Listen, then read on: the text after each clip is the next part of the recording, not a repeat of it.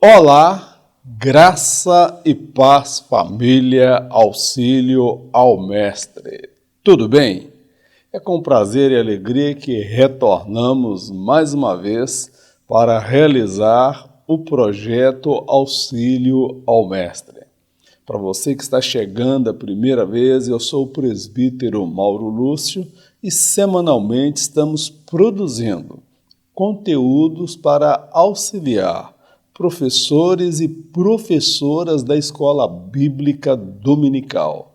É um prazer e uma alegria muito grande estarmos juntos aprendendo a palavra do nosso Deus.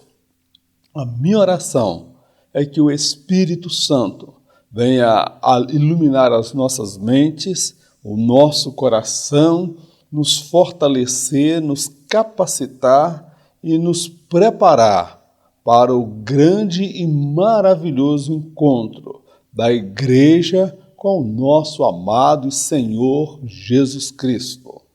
A lição de hoje que nós estaremos estudando é a lição de número 11. Atributos da unidade da fé: humildade, mansidão e longanimidade. Amados, hoje na lição nós vamos compreender os atributos inerentes à fé cristã. Aqui Paulo, nesse ponto da carta, ele vem destacando a necessidade do fruto do Espírito no seio da igreja. Aqui ele destaca pelo menos 3 frutos: a humildade, a mansidão e a longanimidade. Para haver unidade, é preciso humildade. Nesse tópico, nós vamos compreender, amados, que para a igreja permanecer unida, ela necessita de humildade. Os membros da igreja, eles necessitam da humildade, porque senão um vai querer impor a sua vontade pessoal em detrimento da coletividade. Então, o que é importante não é o que é bom para mim, aquilo que é bom para o todo, para a coletividade, para a igreja. Então, se na igreja não houver a humildade, os mais atrevidos, eles vão pisar nos mais humildes. Aí vai ser uma terra de quem tiver a boca maior, engole o outro. Tá bom, meu querido? Então nós vamos ver que a unidade ela só é possível na igreja se houver humildade dentro desta igreja. E nós estamos nos referindo a uma humildade gerada, produzida pelo Espírito Santo de Deus. Então, nós vamos ver que há uma necessidade do homem, da igreja, enquanto coletividade, e do cristão, enquanto individualidade, buscar o fruto do Espírito, para que a igreja possa permanecer unida, apesar dos desentendimentos, aborrecimentos, choque de opiniões e diversidades de temperamentos e personalidades que estão inseridas dentro da igreja. O modo digno do viver cristão. Para que a igreja possa crescer harmoniosamente, há um padrão a ser observado por cada membro do corpo de Cristo, a saber, o caráter de Cristo. Todas as relações humanas são marcadas por conflitos de personalidade, individualismo, contendas e outras mais. Na igreja, não seria diferente. Cada crente deve viver de modo digno, à altura da vocação pela qual foi alcançado por Deus. Não é admissível que interesses individuais sejam colocados acima dos interesses da coletividade. O individualismo deve ser suprimido na casa do Senhor. Então, nós vamos observar aqui o modo digno de viver do cristão. Observa, meu amado, que a igreja, para ela crescer de forma harmoniosa, ela dar frutos e alcançar almas e ser uma igreja próspera, há um padrão que deve ser observado por cada membro do corpo de Cristo. Tá bom, meu amado? Cada membro do corpo de Cristo. Então, que padrão é esse, meu irmão? Esse padrão é o padrão que se refere ao caráter de Cristo. Ter a mente de Cristo, a humildade de Cristo, o proceder de Jesus. E nós bem sabemos, você sabe por experiência própria, que todas as relações humanas, sejam elas na igreja, no casamento, na família, na política, na faculdade, no emprego, em qualquer âmbito da sociedade, todas as relações humanas, elas são marcadas por conflitos de personalidade, de individualismo, contenda, orgulho, vaidade e tantas outras que nós poderíamos enumerar aqui, meu irmão. Agora, na igreja não é diferente. Ai, irmão Mauro, mas na igreja todo mundo é salvo, todo mundo é crente, mas tem personalidade. Paulo, em dado momento, ele repreendeu Pedro publicamente. Ele tinha uma personalidade forte. Ele teve um desentendimento muito severo com Barnabé, a ponto de eles se dividirem, um ir para um lado, um ir para o outro. No concílio da igreja em Jerusalém, houve uma contenda também. Então, o que é aquilo? Choque de personalidade, porque a igreja, ela é de Deus, ela é divina, ela tem a natureza divina, mas ela tem a natureza humana que tem CNPJ. E a igreja são formadas de pessoas em processo de transformação, pessoas em processo de amadurecimento, pessoas em processo de libertação. Então, cada crente, irmão, que está inserido na igreja, ele deve viver de modo digno, à altura da vocação a qual ele foi chamado e alcançado por Deus. O que é viver de modo digno? Irmão, é você compreender que você não é o dono da verdade. É você compreender que a igreja não gira em torno de você. É você compreender, eu compreender que o objetivo da igreja, a igreja caminha dentro da coletividade e não dentro da individualidade. Então eu tenho que aprender a lidar com o outro. Eu tenho que aprender a lidar com o temperamento, a personalidade do outro, porque em dado momento eu posso me equivocar e tantas vezes eu me equivoquei. Tá bom, meu amado? Então, o individualismo, irmão, ele deve ser evitado, suprimido da casa de Deus. O que deve prevalecer, irmão, é a coletividade, são os interesses da igreja, e não de indivíduos que querem se beneficiar, que querem impor a vontade deles, como se a igreja fosse uma tirania, que tivéssemos tiranos ali dentro que querem impor a vontade deles. A humildade. A humildade não é um sentimento ou mera aparência de piedade. Ela é uma virtude e característica de todos que, de fato, tiveram um encontro com Jesus. Para muitos, é mais fácil falar acerca do tema, demonstrá-la em seu viver diário. Isto sim é um desafio. Jesus ensinava com palavras e por intermédio do seu testemunho. Certa ocasião, ele lavou e beijou os pés de seus discípulos. Ao ser traído por Judas, ele o chamou de amigo, uma reação anormal e inesperada por todos que testemunharam aquele episódio. Então vamos tentar falar aqui em poucos minutos o que é humildade. A humildade, irmãos, ela não é um sentimento. A humildade, ela não tem aí aquela falsa aparência de piedade. A humildade, ela é uma virtude e que deve ser uma característica de todo aquele que de fato teve um encontro com Jesus e foi alcançado pelo Senhor.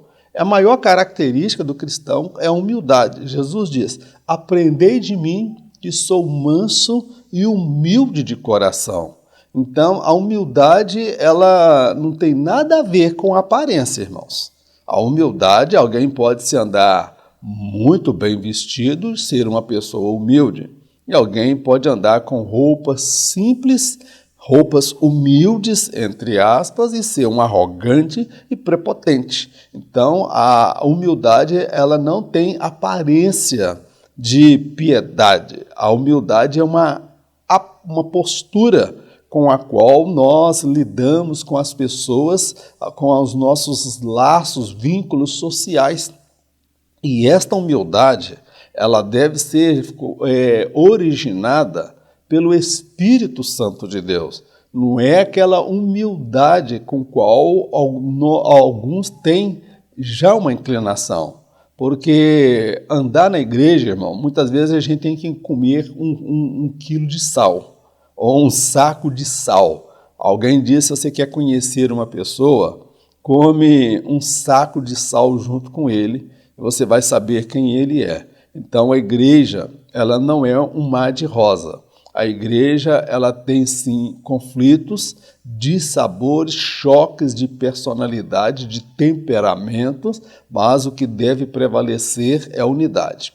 Agora, para muitos falar de humildade, irmãos, eles fazem uma pregação maravilhosa acerca da humildade. Agora, demonstrar a humildade em seu viver diário, meu irmão, está aí, é um grande desafio. Porque uma coisa é falar no campo da teoria, uma coisa é falar dominando a oratória, uma coisa é falar dominando o poder de persuasão das pessoas. Agora, outra coisa é a pregação muda, é a pregação silenciosa. O que é a pregação muda silenciosa? É o testemunho, é a pessoa mostrar a humildade no trato com as pessoas, na simplicidade, na humildade diante dos seus atos e não somente nas suas palavras. Aqui nós observamos que Jesus, ele ensinava com palavras e também por intermédio do seu testemunho. Ele diz, aprendei de mim que sou manso e humilde de coração. Então, observamos 2 episódios. Jesus, ele lavou e beijou os pés dos seus discípulos, coisa que era os servos que fazia para o seu Senhor. E Pedro falou, não, Senhor, o Senhor não vai lavar o meu pé, não. Isso aí é humilhante, é ultrajante essa posição que o Senhor está. Tu és o Senhor, tu és o Filho de Deus, tu és o Cristo. Aí Jesus insistiu, se eu não lavar os seus pés, você não tem parte em mim. Ele estava dando um exemplo de humildade, irmãos. Quando ele foi traído por Judas, irmãos, que Judas o beijou, o entregando àqueles que iriam matá-lo, condená-lo, crucificá-lo. E Jesus, quando foi confrontado, ou traído, na verdade, nem confrontado, traído por Judas, a reação de todo homem normal quando ele é traído é uma reação de defesa, de ira, de impulsividade, de autodefesa. Mas naquele episódio, Jesus se dirigiu para Judas dizendo, amigo. Ele chamou ele de amigo. Jesus não chamou ele de safado, traidor, traíra, fura-olho, X9, dedo duro, falso, hipócrita. Jesus o chamou de amigo. E esta reação de Jesus, irmãos, é uma reação anormal e inesperada por todos que estavam testemunhando aquele episódio. alguém sendo traído, e demonstrar um espírito de humildade. E não era fingimento, era a natureza de Jesus. Tá bom, meu amado? É por isso que nós precisamos do fruto do Espírito. Quantos de nós já fomos apunhalados, caluniados, difamados? Quantos de nós, amados, diante de situações que já enfrentamos, a gente quis se defender e quebrar barraco, rodar a baiana e quebrar o pau? Então, a unidade da igreja, ela está na humildade e é um fruto do Espírito. A verdadeira humildade. Todo ser humano tem uma forte inclinação para a altivez, o orgulho e a soberba. Estas práticas promovem contendas, invejas e discórdias. O desejo do Espírito Santo é produzir na vida de cada crente o fruto que o torne apto a ser um instrumento de bênção na igreja, na família e na sociedade. A tendência natural de cada pessoa ao sofrer uma injustiça, afronta, humilhação ou calúnia é revidar a altura. Estas situações podem ocorrer no seio da igreja.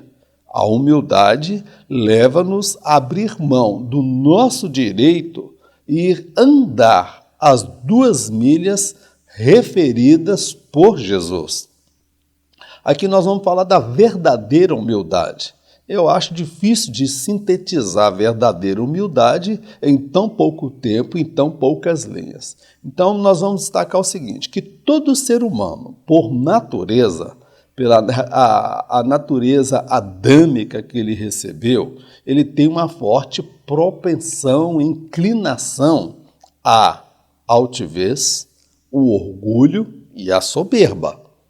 Todo ser humano, tá bom, meu amado? Estas práticas ou esses hábitos do orgulho, a altivez e a soberba, elas vão gerar contendas, invejas e discórdias. Então, esta é a natureza do ser humano. E quem nasceu de novo, é uma nova criatura, ele está num processo de transformação. Ele tem essas tendências, ele tem essas inclinações. As brigas, contendas, porfias, conforme Paulo descreve lá na igreja de Corinto, irmãos, era fruto de mentes carnais. Agora, o desejo do Espírito Santo, irmãos, é produzir na minha vida, na sua vida e no seio da igreja o fruto da humildade, para que cada crente esteja apto para ser um instrumento de bênção na casa do Senhor, na família e na sociedade, porque a humildade ela deve ser demonstrada e exercida não somente na igreja, mas na família, no trato com a esposa, no trato com os filhos, no trato no emprego, no trato com as pessoas na faculdade, por onde você passar. A humildade ela deve ser uma característica inerente a todo cristão. Eu destaco aqui que, humanamente falando, irmãos, quando alguém ele é confrontado, ele sofre uma injustiça, ele é afrontado, ele sofre uma humilhação ou uma calúnia, meu irmão, o sangue sobe na veia, o sangue chega nos olhos e a pessoa quer revidar a altura. Se jogar um tijolo contra ela, a tendência natural é dela mandar pelo menos 2 tijolos em quem se levantou contra ela. Esta é a tendência natural. Estas situações também elas podem ocorrer no seio da igreja. Então a igreja ela não é um mar de rosas. A igreja, irmãos, ela para permanecer unida tem que haver a humildade. Daí a razão da gente ver tantas divisões. tantas pessoas que brigam, desentendem com o líder, o outro que não se sujeita à liderança do líder sai e funda uma outra igreja e abre outra igreja, e quando vai lá já vai com um histórico de maldição, porque ele não aprendeu o caminho da humildade. Então inicia uma igreja fora da direção de Deus, daí a pouco lá vem de novo divisão, lá vem briga e lá vem contenda. Então, meu irmão, a humildade, ela leva-nos a abrir mão do nosso direito. Eu fui ofendido, eu fui caluniado, eu fui difamado, eu fui humilhado, eu tenho todo o direito de me defender e até mesmo de entrar na justiça em determinadas situações.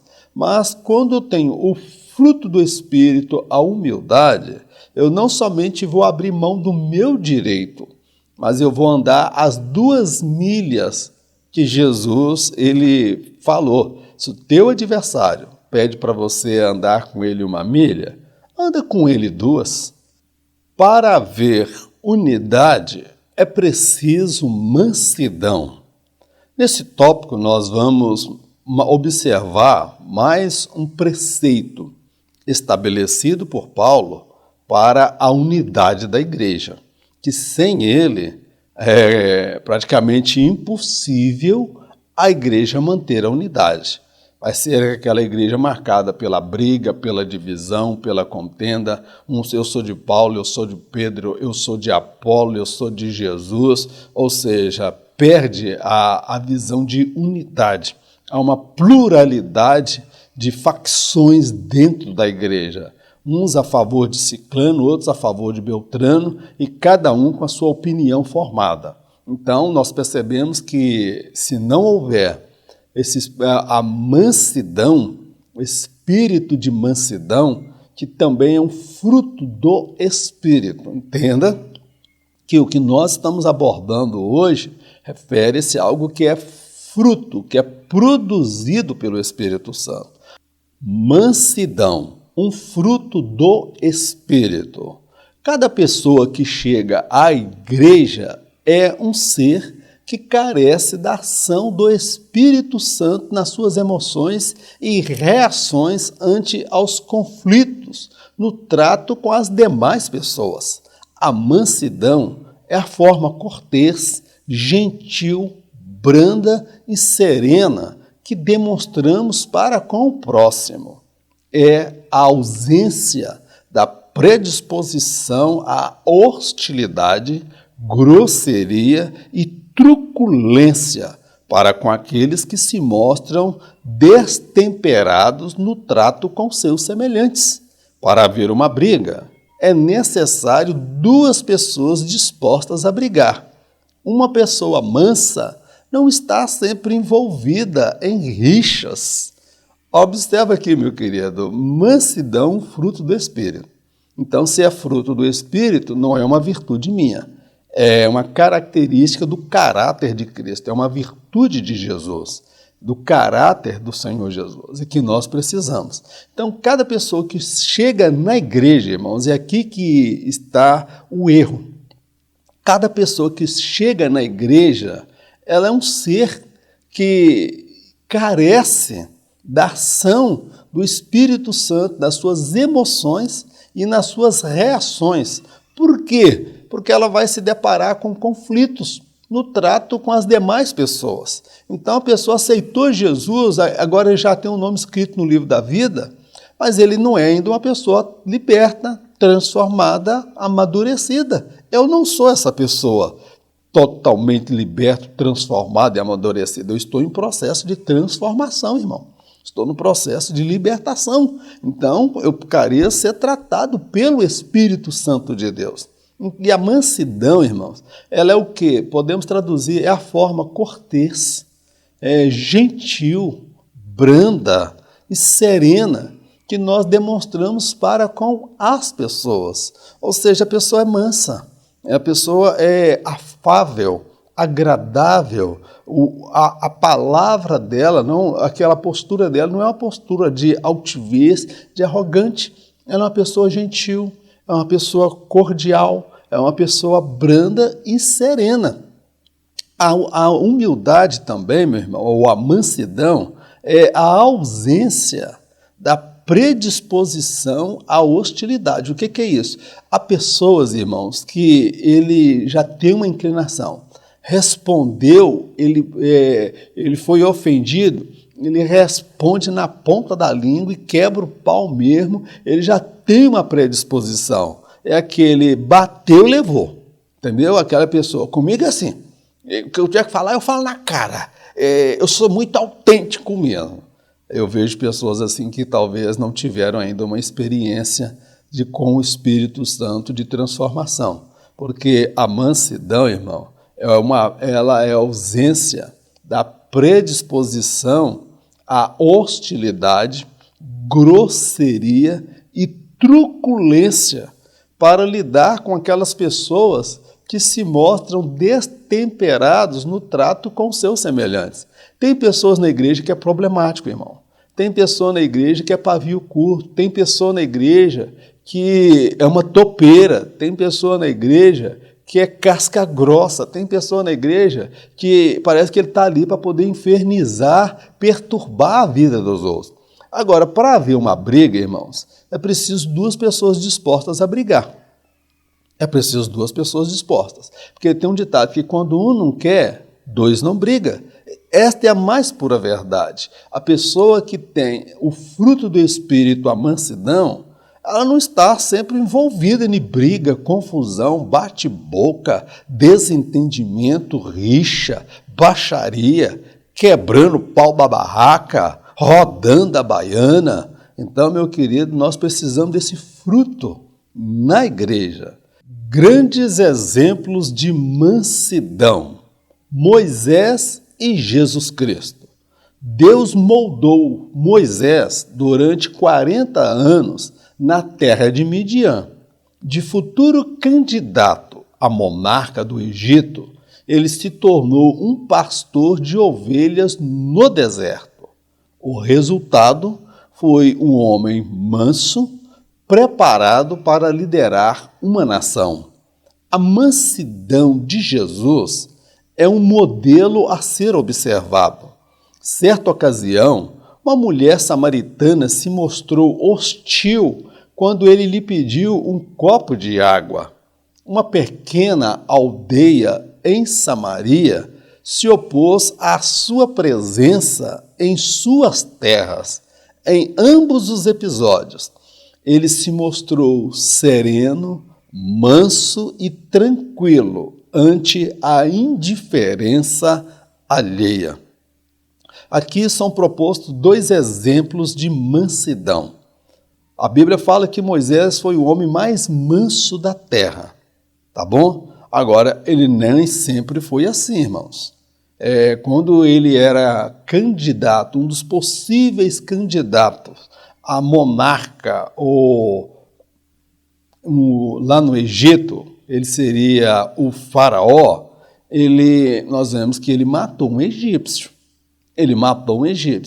Então, Deus trabalha na vida de Moisés durante 40 anos, irmãos, para moldar o seu temperamento, para moldar a sua impulsividade, porque Deus sabia o que Moisés iria enfrentar, liderando o povo dele no deserto.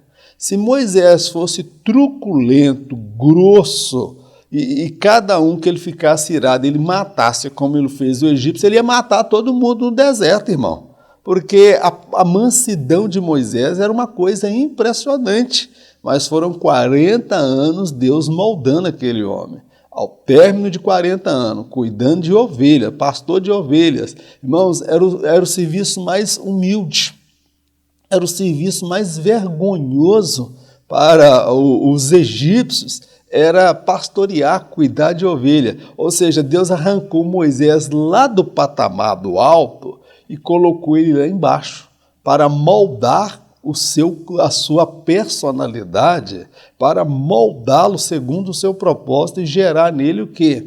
A mansidão, a ponto dele ser o homem mais manso da terra, segundo o relato bíblico.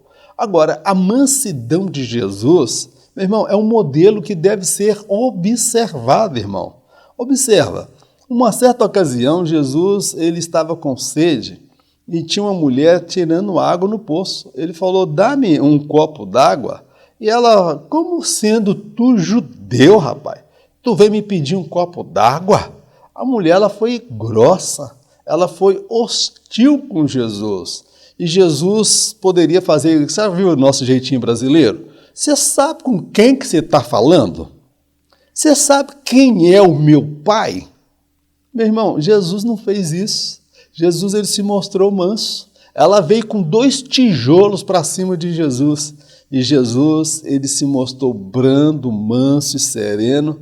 E quando ele trouxe uma palavra, aquela mulher, ela correu até a cidade e falou, olha, eu conheci um homem.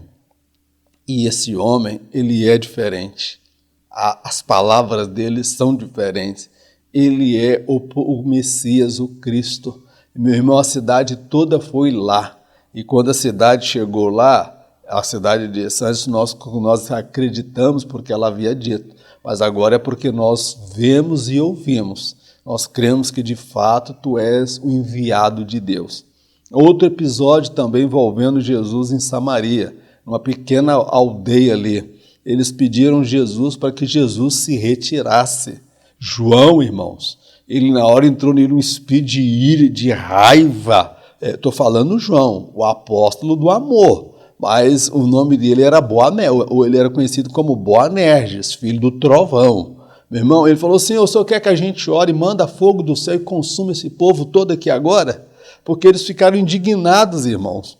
Jesus querendo pregar, ensinar, ou curar aquele povo, e o povo pediu para que Jesus se retirasse da sua terra. Imagina, o Criador do universo, o Criador da terra, sendo expulso da terra dos samaritanos, irmãos. E o que Jesus faz? Ele se retira, ele acata a vontade das pessoas, ele é manso, ele é um exemplo de mansidão, a verdadeira mansidão. Muitos confundem mansidão com frouxidão. Jesus era manso, afável e cortês no trato com as pessoas. Não obstante, ele se mostrou enérgico para com os que negociavam no templo do Senhor. O espaço foi transformado em balcão de negócios e covil de ladrões. Fazer vistas grossas ou se esquivar diante dos conflitos que devem ser tratados com a devida firmeza e rigor é sinônimo de frouxidão ou cumplicidade. A mansidão não anula o senso de justiça e repúdio às práticas pecaminosas consentidas pela maioria. Então, meu amado, aqui vem falar a verdadeira mansidão. Eu faço uma abertura aqui, irmãos, que a linha editorial da CPAB é de ficar em cima do muro. A CPAD ela não entra em questões polêmicas.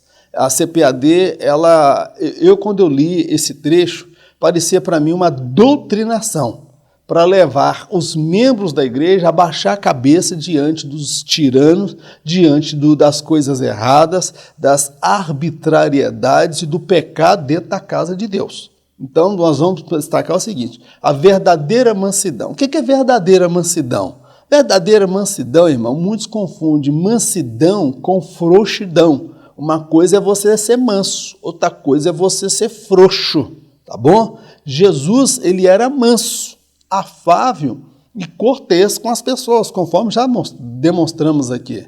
Agora, quando ele entra no templo, na casa de Deus, e vê ali aquilo virando um balcão de negócios, e não tinha nada de oração, não tinha nada de adoração, era negócios de muito dinheiro, parecia a casa de câmbio, a casa da moeda. Então, irmão, Jesus, ele derruba a barraca dos cambistas e ele, em outra passagem, em algumas passagens, fala que ele fez uso de um chicote.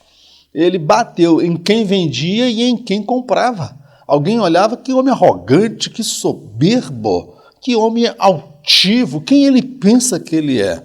E ele era manso. Aprendei de mim que sou manso e humilde de coração. E ele ainda, além de agir com firmeza, ele se referiu àquelas pessoas como covil de ladrões.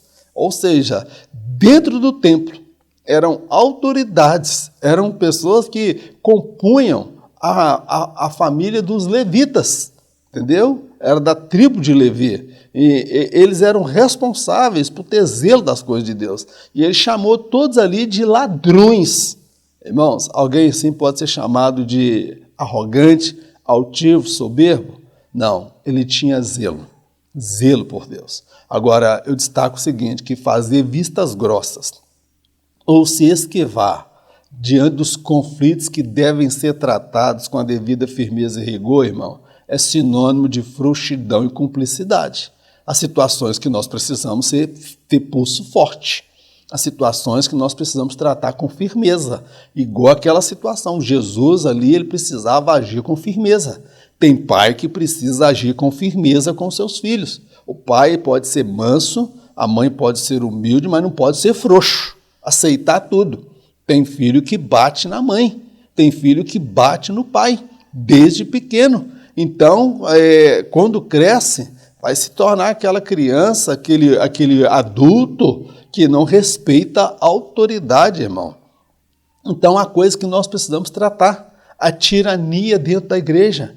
Nós vivemos aí a ditadura eclesiástica. Pessoas que se impõem, que chegam no cargo e não querem sair, daqui ninguém me tira, daqui não saio. Se acham os donos da igreja. E o discurso da CPAB, eu vou falar aqui porque eu faço análise do discurso, é um discurso quem está em cima do muro, é levar as pessoas a aceitar, infelizmente isso faz parte do fardo que a pessoa tem que carregar, que não faz parte o quê, irmão? Se Martinho Lutero tivesse essa postura de homem frouxo, de homem covarde, meu irmão, nós estávamos até hoje debaixo da tirania da religião, do discurso religioso. Ai de quem se levantasse contra o ungido do Senhor. Então, meu irmão, isso aí não é ser arrogante, não, meu querido. Isso aí é ter zelo de Deus.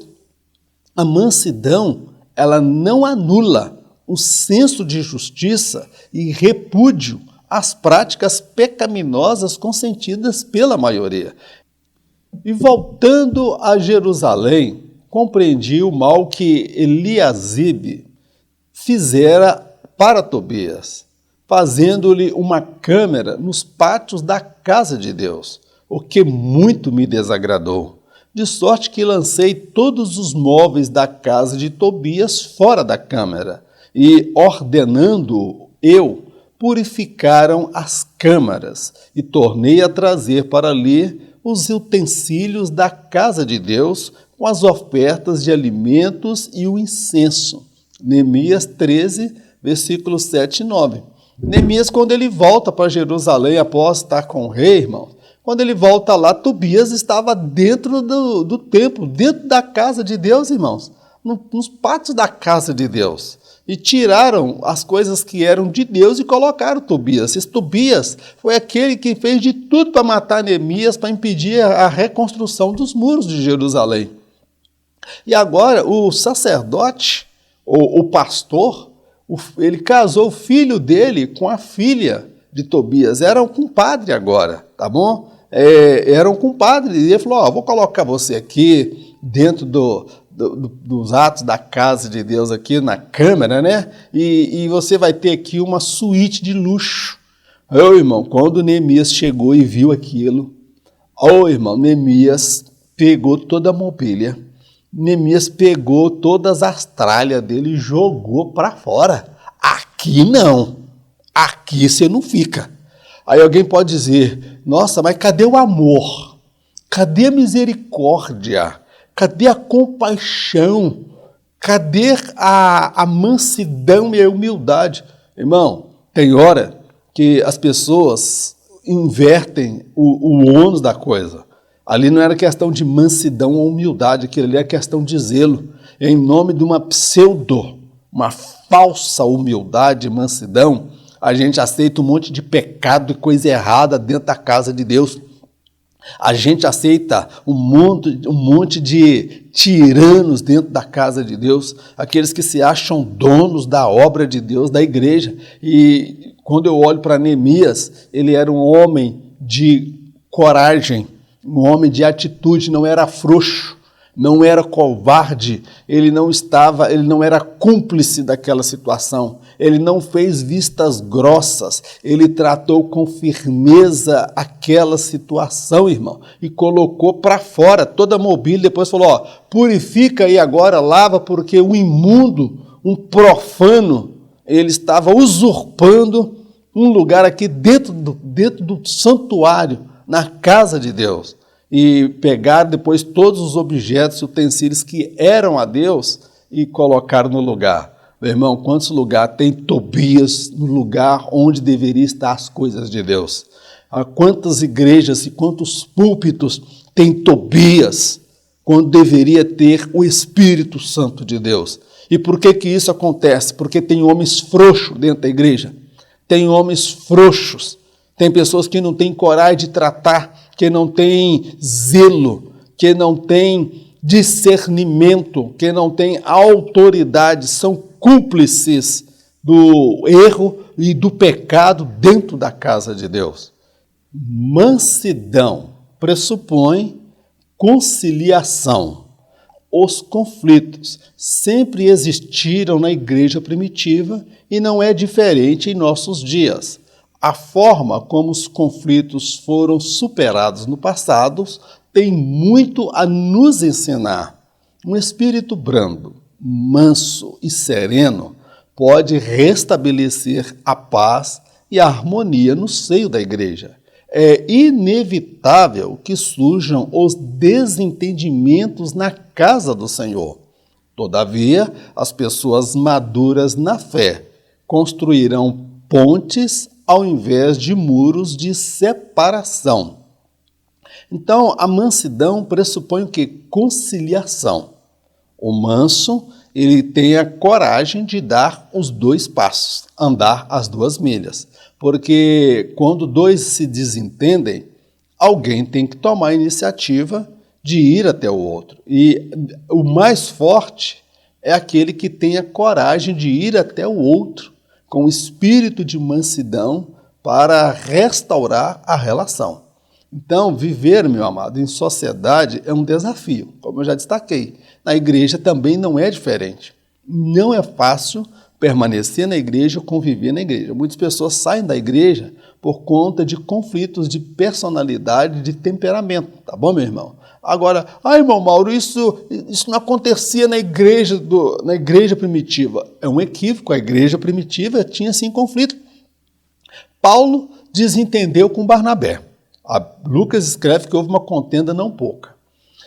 No concílio em Jerusalém, Lucas escreve falando que houve uma contenda, desentendimento, briga, entendeu? Desentendimento de opiniões. Cada um queria fazer prevalecer. Tinha grupos que queriam prevalecer a vontade deles, mas o que prevaleceu foi a direção que o Espírito Santo deu. Então nós precisamos olhar para as lições do passado e ver como os conflitos foram resolvidos, tá bom, meu irmão? Então nós precisamos olhar para a Bíblia. Eu destaco que um espírito brando, manso e sereno pode restabelecer a paz e harmonia no seio da igreja. Então, meu irmão, se há pessoas que causam briga, confusão, alguém aí tem que ter um espírito brando, um apaziguador, para restabelecer a conciliação. Que vai haver conflito, vai haver. Agora, meu irmão, tem que ter aquela pessoa que não é que joga fogo, não joga querosene e gasolina no fogo, não. Tem gente que quer ver o circo pegar fogo. Tem gente que leva fofoca, conversa fiada, para ver o circo pegar mais fogo ainda, meu querido. Agora, há pessoas que têm, dotadas por Deus do espírito de mansidão, para poder conciliar, estabelecer a paz, buscar as partes em conflitos, para restabelecer o diálogo, para que seja restabelecido o perdão, o arrependimento. É porque é inevitável que surjam os desentendimentos na casa do Senhor, porque nós estamos lidando com natureza humana. Tá bom, meu querido? Todavia, as pessoas maduras na fé, que já têm o fruto do Espírito na sua vida, elas construirão pontes ao invés de muros de separação. O que é construir pontes? É procurar o caminho do diálogo, é procurar o caminho da conciliação.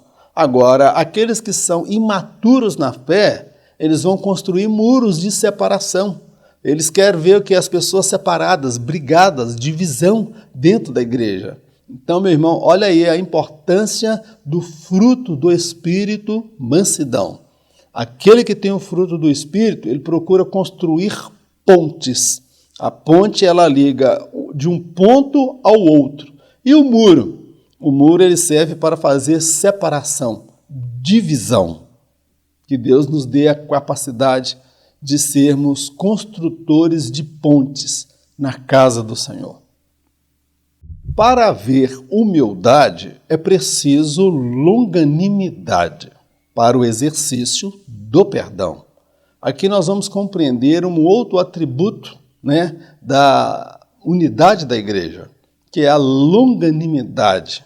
Porque em virtude da longanimidade, é que nós vamos exercer o perdão. O que é longanimidade? É a palavra longo, está inserida aqui, longo, é pessoas que têm um ânimo longo, a paciência muito grande. Ele não perde a paciência com muita facilidade. É aquela pessoa que tem mansidão, é humilde e é longânimo. E essa longanimidade, meu irmão, é gerada pelo Espírito Santo. Não é uma característica meramente humana, porque eu tenho um limite, você tem um limite. Mas quando nós estamos dominados pelo Espírito, temos o fruto do Espírito, a longanimidade, que é um atributo do caráter de Jesus, ele será exercido também na minha vida para que a harmonia na igreja, a unidade, ela prevaleça. Longanimidade. Não é fácil lidar com os erros e imaturidade espiritual de muitos que estão na igreja. Há uma diversidade de tipos de crente na casa de Deus. Há o crente menino na fé, o crente carnal, o crente pavão, que gosta de se exibir, o crente chuchu, que não tem opinião formada, e tantos outros. A longanimidade é desenvolvida na vida do salvo. Somente assim ele consegue conviver, se compadecer e ajudar e ser paciente com aqueles que, como ele, estão em processo de crescimento na fé. As pessoas longânimas são tardias em irar-se. Então, o que é longanimidade, meu irmão? Vamos logo para a prática. Pessoas que têm a longanimidade, elas têm paciência, ânimo dobre para lidar com os erros cometidos pelos outros na igreja, a imaturidade de muitos que estão na igreja, que tem muita gente imatura na igreja, irmão. Tem muita gente que está no processo de transformação. Então, dentro da igreja, há uma diversidade de tipos de crente, irmão, dentro da casa de Deus. Há o crente menino, que vive fazendo lambança. Há o crente bebê, que vive fazendo sujeira. Há o crente carnal, entendeu? Que vira e mexe está tendo algum problema na área da carnalidade. Há o crente pavão, aquele que gosta de aparecer. Há o crente chuchu, que é aquele, meu irmão, que não tem opinião formada. É aquele Maria vai com as outras. E tantos outros tipos de crente. Quem tem a longanimidade, ele consegue, irmão, conviver com essas pessoas. Ele consegue porque ele compreende que essas pessoas ainda não passaram por uma transformação. Cristo ainda não completou a obra na vida delas. Elas são casca grossa, são meninos na fé, são imaturos, são vaidosos, têm a meninice, têm fraqueza. Então, o longânimo, ele consegue se compadecer. Ele consegue se compadecer. e de suportar. E a Bíblia manda que nós devemos amar uns aos outros e também ela fala que nós devemos suportar. O que é suportar? É aquela pessoa que talvez você a princípio não tenha tanta afinidade com ela. Tem hora que ela quase te tira do sério. Tem hora que você está a ponto de explodir, irmão, de não tolerar mais aquela pessoa. Mas aí o Senhor nos capacita. A longanimidade nos leva o quê? A ser compreensivos, para que aquela pessoa venha experimentar o fruto do Espírito Santo na vida dela um dia. Porque até aquele que tem o fruto do Espírito, a longanimidade, ele também está no processo de crescimento, de amadurecimento na fé. Ele ainda não alcançou a estatura do varão perfeito. Então destaco que as pessoas longânimes, elas são tardias em irar-se. Ou seja, aquela pessoa que não tem pavio curto, ela não explode com facilidade. Aquela pessoa, ela tem o quê? A longanimidade, que é o fruto do Espírito. Suportando uns aos outros. A Bíblia nos orienta a suportar uns aos outros em amor, mas em momento algum ela nos ensina que devemos aceitar tudo o que ocorre no seio da igreja. Paulo não suportou um membro da igreja em Coríntios que mantinha um caso com a mulher de seu pai. Himeneu e Alexandre, que blasfemavam. Estes foram entregues na mão de Satanás para serem tratados, tendo em vista o arrependimento e salvação. Há pessoas problemáticas na igreja que precisam de ajudas, e há aqueles que são instrumentos do diabo para corromper a sã doutrina.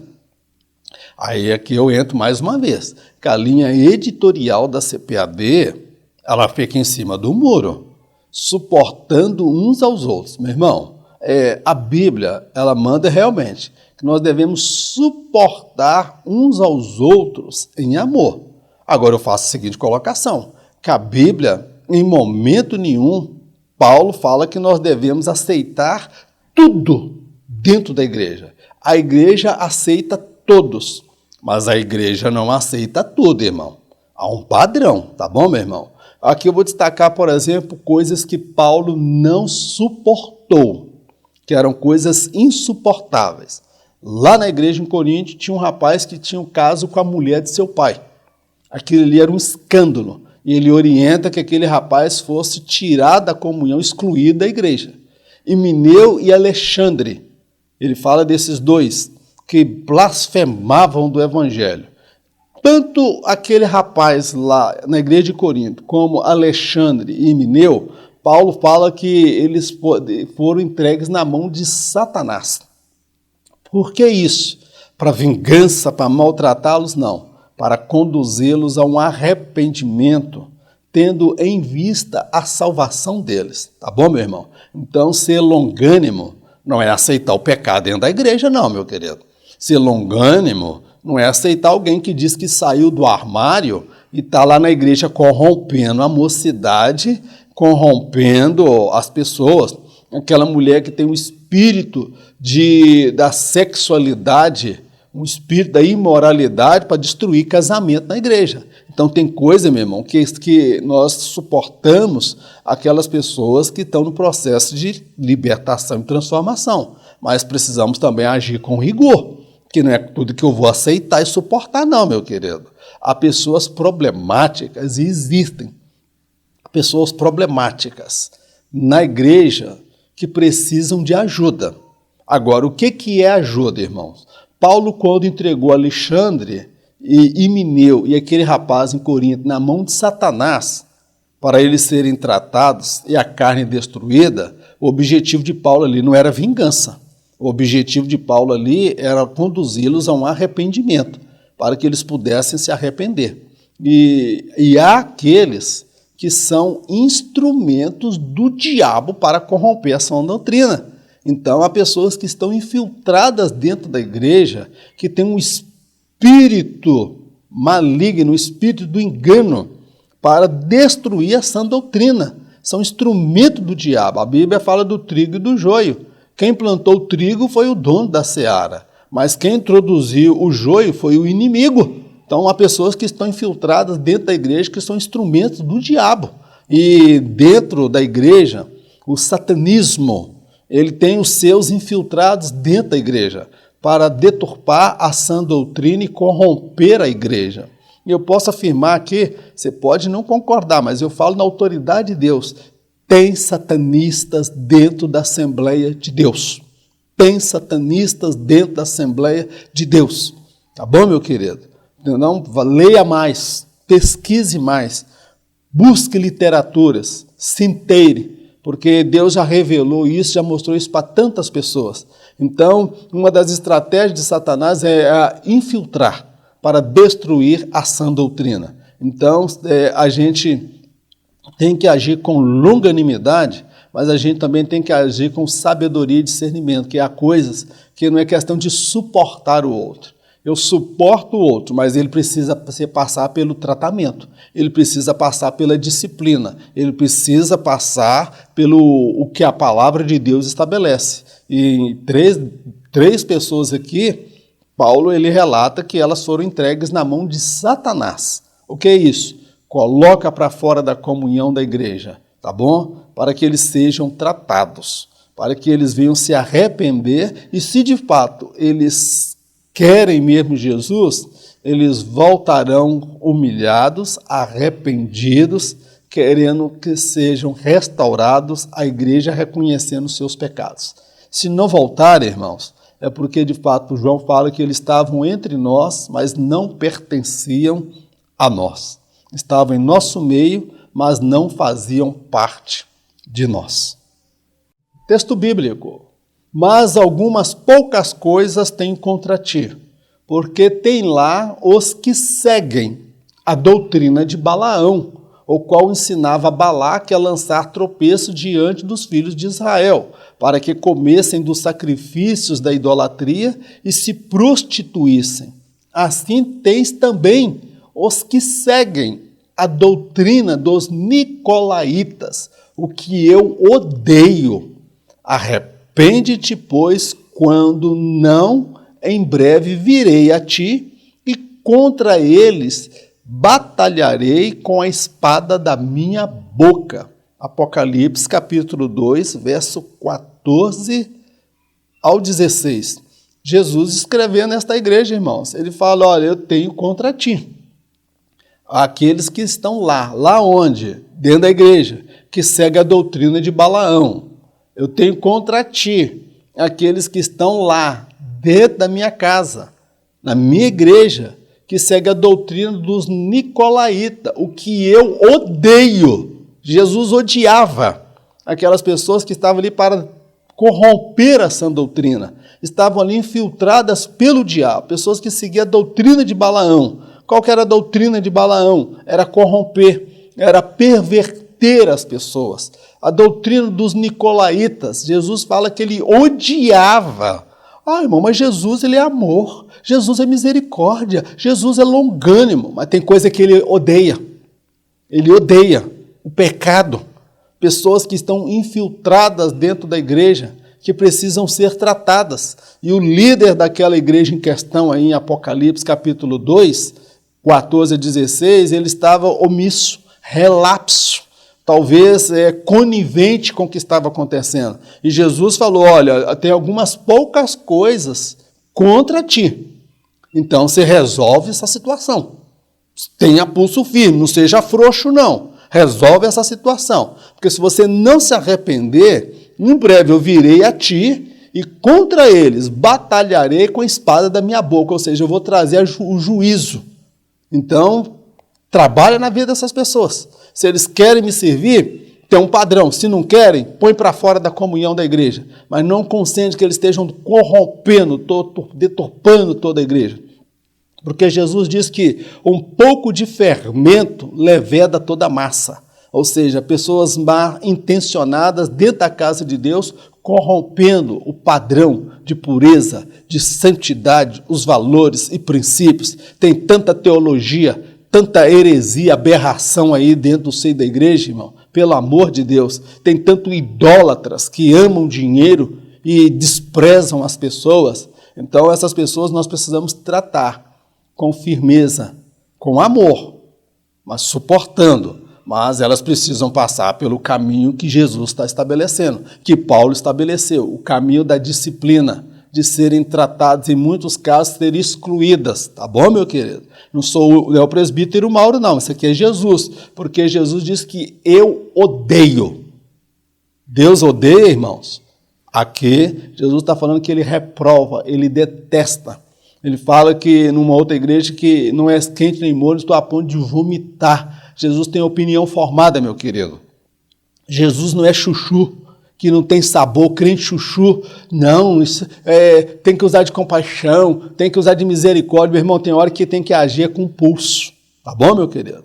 É onde eu falo, a linha editorial da CPAB, ela é relapsa, ela fica em cima do muro, ela não trata desses assuntos. É uma linha editorial de doutrinação, de levar os membros da Igreja Assembleia de Deus a baixar a cabeça e aceitar tudo calado. E quando você lê a Bíblia, você vê que Jesus orientando a uma outra postura.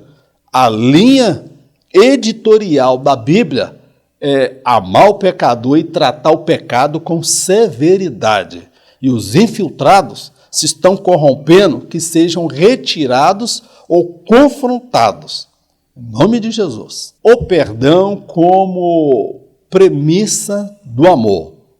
A queda moral e espiritual na vida do cristão é uma possibilidade. Não há ninguém acima do bem e do mal. Há um caminho proposto por Deus para aqueles que caem. A confissão, arrependimento e abandono do erro cometido. Ninguém tem a prerrogativa de negar o perdão àquele que fracassou na fé em dado momento. O amor deve falar mais alto que o legalismo. O apóstolo Paulo orientou a igreja em Coríntios a restaurar em comunhão um irmão que se mostrou arrependido.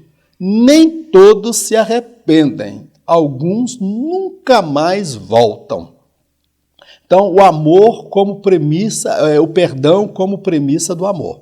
Então, nós observamos que todo crente, irmão, seja eu, você, o seu pastor, o presbítero, o presidente do ministério, seja lá o apóstolo da sua igreja, ele está sujeito a uma queda moral. O pecado nas nossas vidas, ele é uma possibilidade.